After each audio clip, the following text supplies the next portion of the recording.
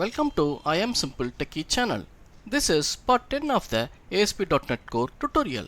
In our last part of the tutorial, we have learnt how to use EF Core eager loading, explicit loading and lazy loading. We have created separate repository class for each of the loading type. In this tutorial, we will see the differences between eager loading, explicit loading and lazy loading. We cannot really say one is better over the other. All of the three have their own advantages and disadvantages. So let's see the differences in action and decide which loading to use when.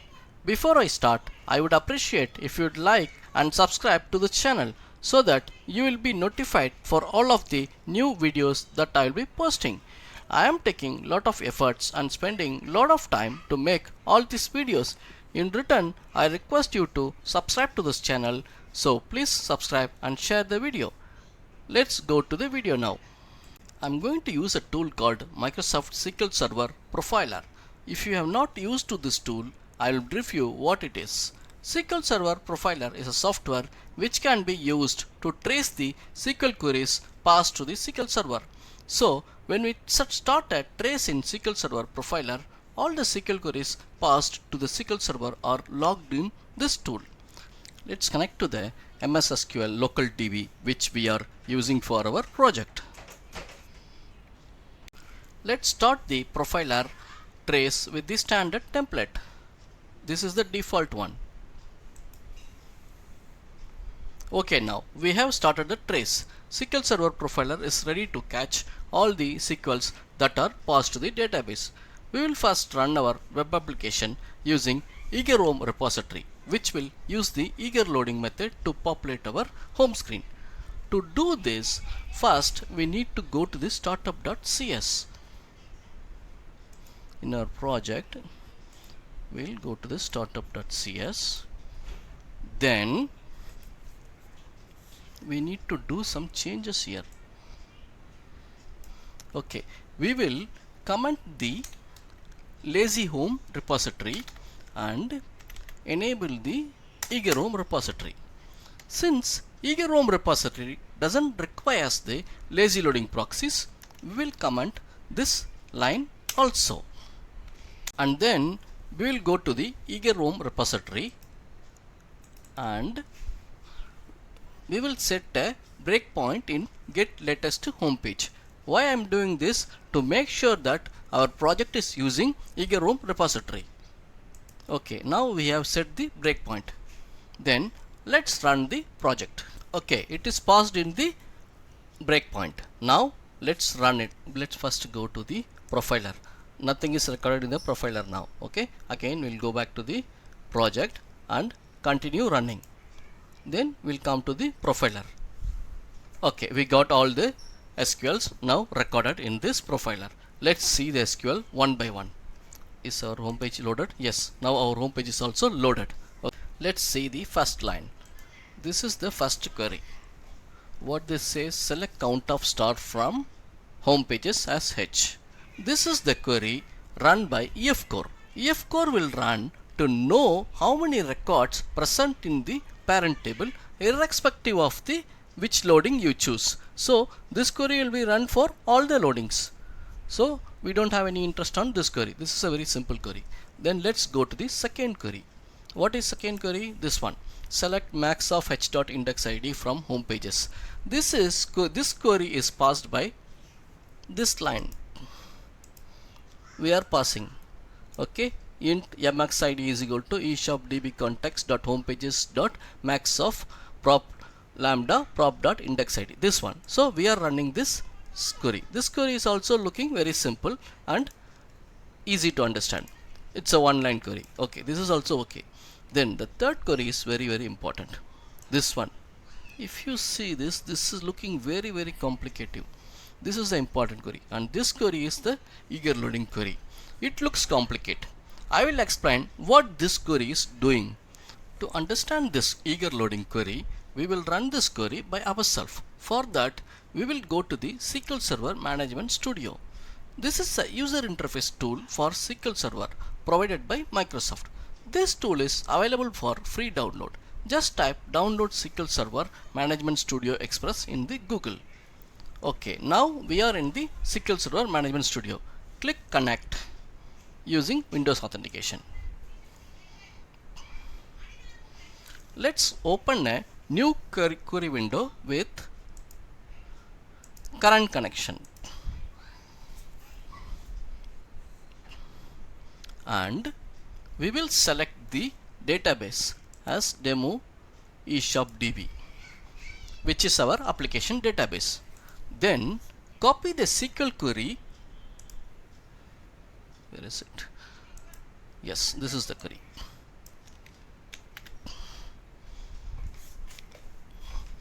Copy the SQL query and paste it to the Management Studio. Then close this. Okay. Eager Loading has created a single nested query with inner and left joins. Let's see the query completely.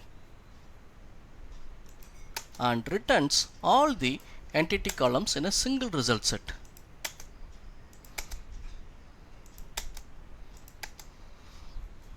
If you see this, let's run this first. Okay, we got the result set now. If you see the structure of the result set, it has many columns because in our eager loading link statement, we have used include method 5 times. Okay, for each include it is a separate table. This is one table, this is one table, this is one table, this is one table. This includes becomes inner join in the SQL query like this.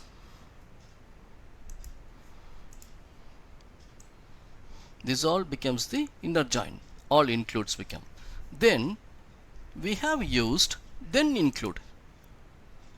This then include will become the left join. So together we get a nested SQL query. When we run this query, we get a large result set with multiple columns, but everything happens in a single trip to the database, which will be faster because it is a single query with joins. Normally, joins fetch data faster and gives better performance. But now we have only 5 referenced entities, and also our reference tables are having only few columns. So it is okay to use eager loading for this case. But if you want to add more row models to our index page in the future, say it as 20 row models with many columns, on that case SQL query will have a result set with above 200 columns, and your link statement also will become more longer and it is very difficult to handle. Then things will become more complicated. So you need to analyze the scene and decide which loading method suits well. Now we will run our web application using explicit home repository, which will use the explicit loading method to populate our home screen. To do this, first we need to go to the startup.cs and make the necessary changes in the configure service method to use the explicit loading. Let's open the startup.cs and then in the configure services method, comment this line, then uncomment this services.add-scoped ihome repository, explicit home repository. Okay, now we are done with the startup.cs. Then we have to go to the exp home repository, and in the get latest home page, let's put a breakpoint here to make sure that we are running the get latest home page. That's it. Then we need to run the profiler. Let's run the profiler. Okay, all set. Now let's run the application.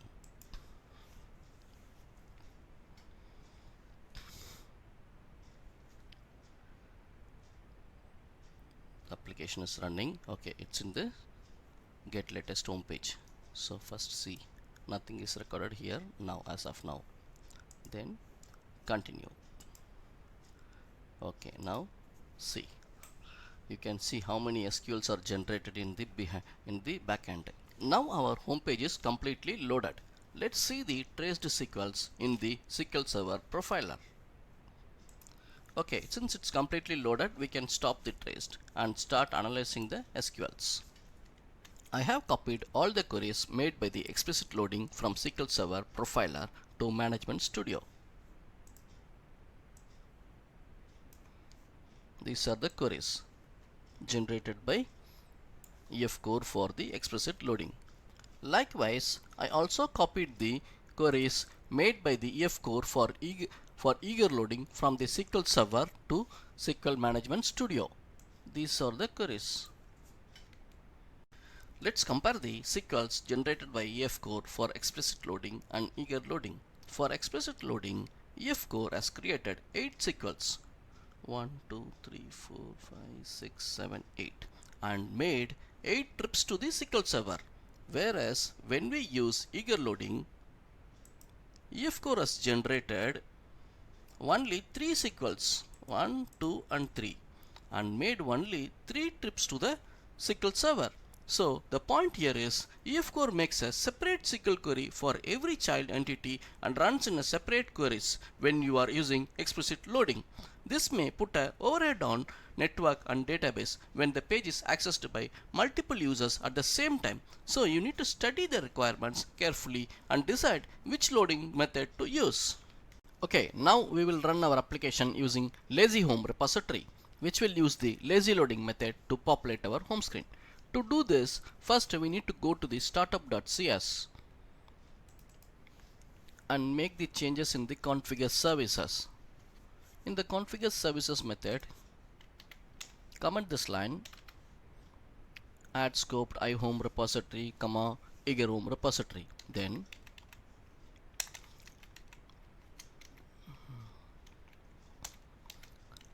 uncomment the line services.addScoped iHome repository, lazy home repository. So we are going to use the lazy home repository now.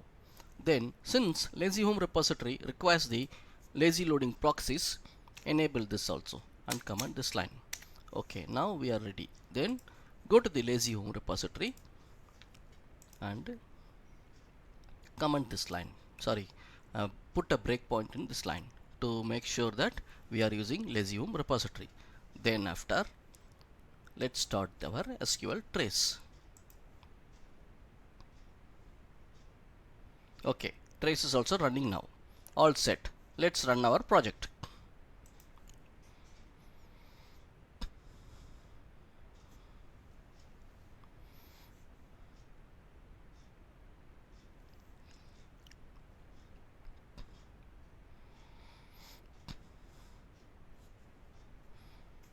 It stopped. So we are using the lazy home repository. See here. Okay, remove everything. Then continue. Okay, we got the home page loaded. Now let's go to the trace and see what happened. Now since our home page is completed, we will stop the trace. Let's see the traced CS SQLs in the SQL Server Profiler. It is almost same. Select count of star from home pages. This line is same, this line is same, and again this line is also same. We'll copy and paste to the Management Studio. Okay, this also will copy to compare. I have copied all the queries made by the lazy loading from SQL Server Profiler to Management Studio, and we also have the queries made by explicit loading and eager loading in a separate SQL Server window. There is no differences in the number of SQLs generated by Entity Framework Core for lazy loading and explicit loading. If we count it, 1, 2, 3, 4, 5, 6, 7, 8. 8 queries are made by the EF Core for our lazy loading and made 8 trips to the SQL Server. Likewise, if you check in the explicit loading, there are also 8 queries. 1, 2, 3, 4, 5, 6, 7, 8. So there is no difference between these two. Then why to use lazy loading over the explicit loading? To prove this, let's make a small change in our coding. Open the index.cs HTML. This is our index page. Here I am going to comment this carousel row and triple column row. Then okay, that's it. So now we are going to load only notice row, single image row and double column row. Let's run our project with lazy loading first.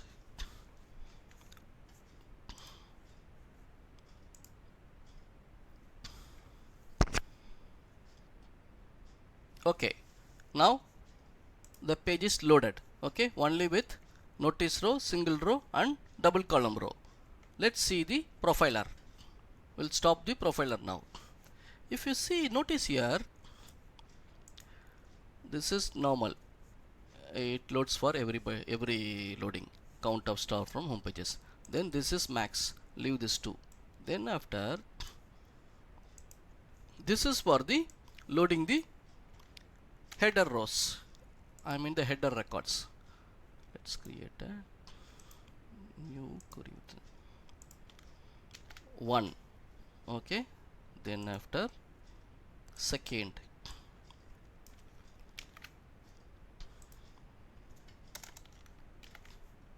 then third,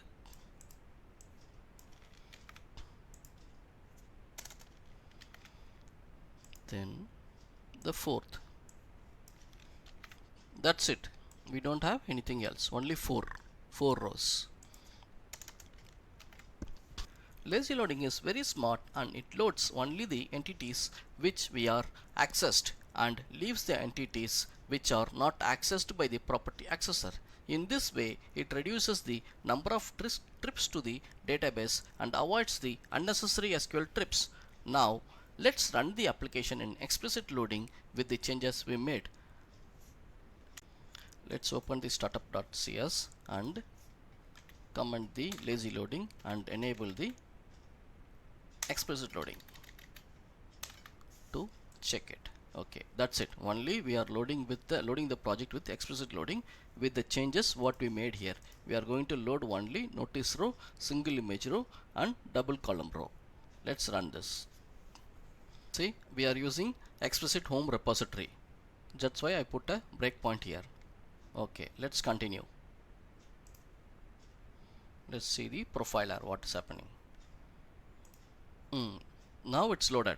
It also loaded only the notice row and single image row and double column row. But when you check in the profiler, it has loaded all the rows. See, this is for the header records and this is for the notify text. Then this is for the single image row. This is triple column row. Triple column row we never accessed, but still it is loading. And then this is for the double column rows. Double column rows we are accessing. And this is for the carousel rows. Carousel rows we are not accessing, but still it is loading. And this is for the child carousel items. That is also it is loading. Totally now it is loading all the eight rows. Okay, so it has made 8 trips to the SQL server. So there is no difference whether we use it or we don't use it. It loads everything. Due to this, explicit loading put a overhead on network and database when the web page is accessed by multiple users at the same time. So you need to study the requirements, and if lazy loading can solve the purpose, it's always better to use lazy loading over the explicit loading. So my conclusion here is eager loading is best when you are designing a listing pages like employee listing, customer listing, product listing page, and lazy loading and explicit loading are best and should be used when you are designing details pages like employee details, customer details, product details. Lazy loading is preferred over explicit loading when designing details page. With this, I complete this video, but I would appreciate if you'd like and subscribe to this channel so that you will be notified for all the new videos that I will be posting. I am taking lot of efforts and spending lot of time to make all these videos. In return, I request you to subscribe to the channel and please subscribe and share the video. Thanks for watching. Bye for now.